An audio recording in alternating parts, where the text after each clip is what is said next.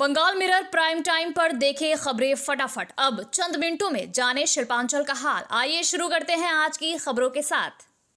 आसनसोल शहर के विकास को जल्द ही पंख लगने वाले हैं। नगर निगम लगभग 32 करोड़ रुपए विकास कार्यों के लिए खर्च करने की तैयारी में है। हर वार्ड के पार्षद के लिए 30-30 लाख का आवंटन होगा। आसनसोल नगर निगम की बोर्ड बैठक बुधवार को ये निर्णय लिया गया। चेयरमैन अमरनाथ चैटर्जी की अध्यक्षता में हुई इस बैठक में मेयर विधान उपाध्याय, उप मेयर अभिजीत खटक, वसीमुल हक, विभिन्न MMIC बोरो चेयरमैन सहित विभिन्न वार्डों के पार्षद उपस्थित थे।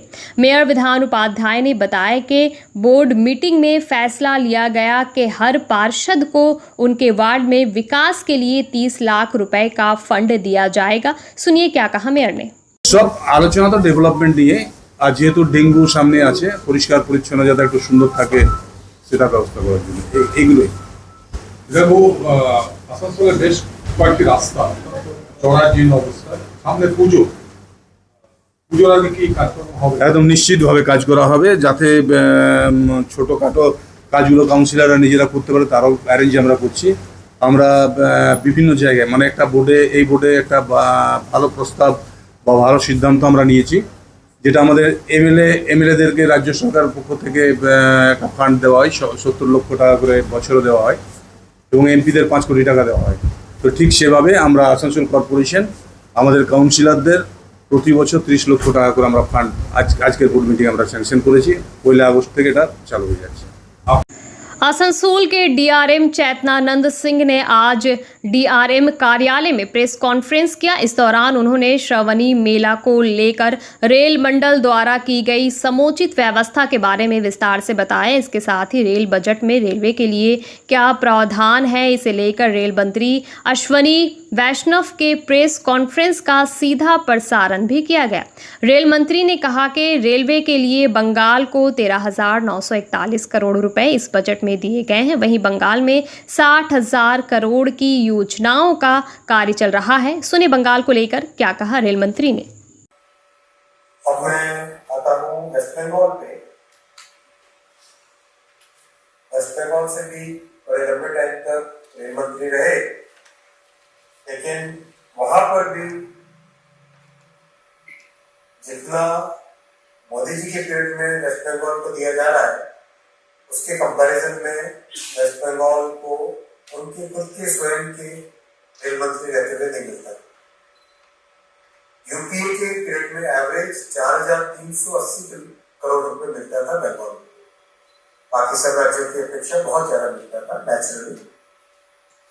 लेकिन मोदी जी ने इस साल 2024-25 में वेस्ट बंगाल के लिए 13,941 करोड़ 13,941 करोड़ रुपए का एलोकेशन किया है। 13,941 करोड़ 13941 वेस्ट बंगाल में 60,000 करोड़ के नए प्रोजेक्ट्स चल रहे हैं। 60,000 करोड़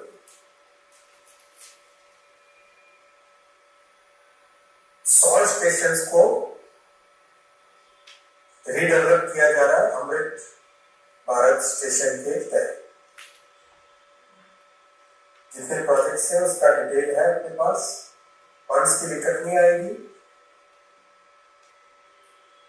कोलकाता मेट्रो हो, चाहे डबलिंग के प्रोजेक्ट्स हो, ट्रिपलिंग के प्रोजेक्ट्स हो, एक ही रिक्वेस्ट है वेस्ट बंगाल सरकार से कि इसमें सहयोग करें, कोऑपरेटिव फेडरलिज्म की तरफ ध्यान दें और लैंड एक्विजिशन हो, लॉ एंड ऑर्डर हो, इन सब में पूरा सहयोग करें।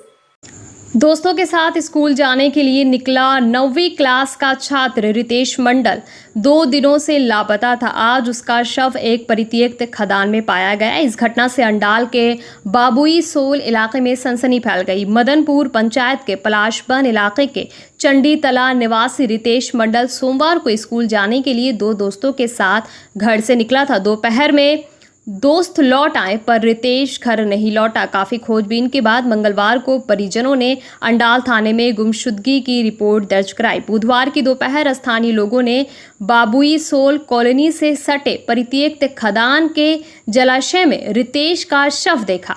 खबर पाकर पुलिस और परिजन मौके पर आए। परिजनों ने रितेश के शव की पहचान की। मृत छात्र के पिता श्रीकांत मंडल ने कहा कि रितेश मन्नू और एक अन्य दोस्त के साथ घर से निकला था। उन्होंने दावा किया कि इन दोनों दोस्तों से पूछताछ की जाए तो पता चलेगा कि रितेश की मौत कैसे हुई। रितेश के दोस्त को पुलिस ने हिरासत में लिया है और पूछताछ कर रही है। मुख्यमंत्री के निर्देश पर दुर्गापुर समेत पूरे राज्य में सरकारी जगहों पर अवैध कब्जाधारियों के खिलाफ अभियान शुरू किया गया। दुर्गापुर में विभिन्न स्थानों पर हॉकरों को हटाए जाने के विरोध में तथा उनके पुनर्वास की मांग पर बुधवार को दुर्गापुर स्थित एडीडीए कार्यालय के सामने विधायक लक्ष्मण चंद्र घोराई के नेतृत्व में भाजपा कार्यकर्ता और समर्थकों ने धरना प्रदर्शन किया।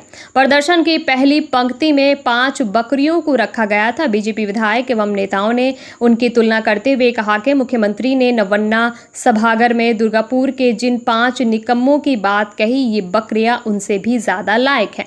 अगर आने वाले दिनों में वे नहीं बदले तो मैं इन बकरियों को डीएमसी के अंदर उनकी कुर्सियों पर बैठा दूंगा। इसके अलावा अवैध कब्जेदारों को पहले पुनर्वासित किया जाना चाहिए, वरना यह अतिक्रमण हटाओ अभियान आगे नहीं बढ़ेगा। लंबे समय से आसनसोल शहर से थोक बाजार को बाहर ले जाने की मांग व्यापारी कर रहे हैं। शहर में सब्जी, फल और अंडे के ट्रकों के कारण देर रात से लेकर सुबह तक जाम लगा रहता है, जिसके कारण अगर कोई दुर्घटना हो जाए तो स्थिति भयावह हो सकती है।